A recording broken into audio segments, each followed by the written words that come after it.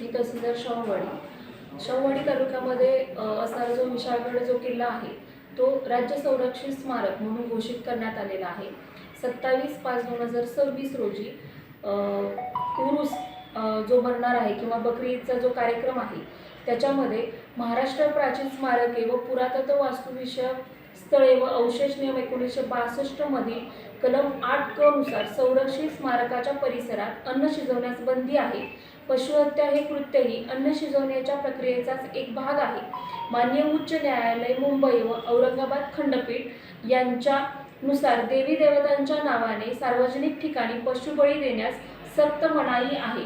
या दोन्ही बाबींच्या संदर्भाने विशाळगड किल्ल्यावर पशुहत्या प्रतिबंध करता येणे शक्य आहे, परंतु ही बंदी घालणं पशुहत्या आवश्यक आहे, कारण की ऐतिहासिकदृष्ट्या महत्त्वाच्या असलेल्या स्मारकाचे विद्रुपीकरण होणे तसेच कायदा व्यवस्थेचा भंग होण्याची शक्यता असल्यामुळे पुरातत्व विभागाने या 27/5/2026 ते 1/6/2026 या कालावधीमध्ये बकरी व उरुसाच्या दरम्यान पशुहत्या, कुर्बानी व महाप्रसादासाठी पर्यटक, यात्रेकरू व भाविकांना महाराष्ट्र प्राचीन स्मारके व पुरातत्व वस्तू विषयक स्थळे व अवशेष नियम 1962च्या तरतुदीनुसार नाहरकत प्रमाणपत्र नाकारलेले आहे।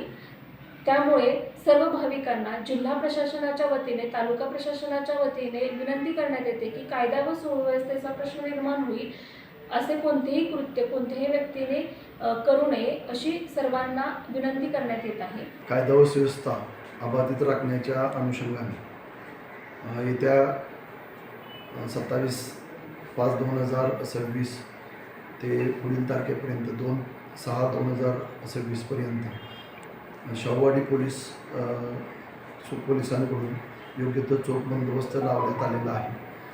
या दरम्यान आंबा मार्गावर तसेच पावनखिंड मार्गावर नाकाबंदीचे पॉईंट तसेच केंबुर्णी या ठिकाणी नाकाबंदीचे पॉईंट व बंदोबस्त लावण्यात आलेला आहे।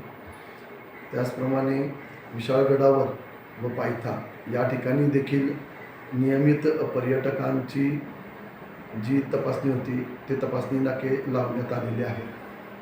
पर्यटकांकडे विशाळगडावर जाताना कोणत्याही अन्य वस्तू असणार नाही अथवा मुक्कामासाठी जाण्यासाठी त्यांना कोणत्याही प्रकारच्या सोबत साहित्य यापूर्वीपासून जी मनाई करण्यात आलेली आहे त्याप्रमाणेच ते चेकिंग सुरू राहील व कोणताही कायदा व सुव्यवस्थेचा प्रश्न निर्माण होणार नाही या अनुषंगाने योग्य तो बंदोबस्त तैनात करण्यात आलेला आहे।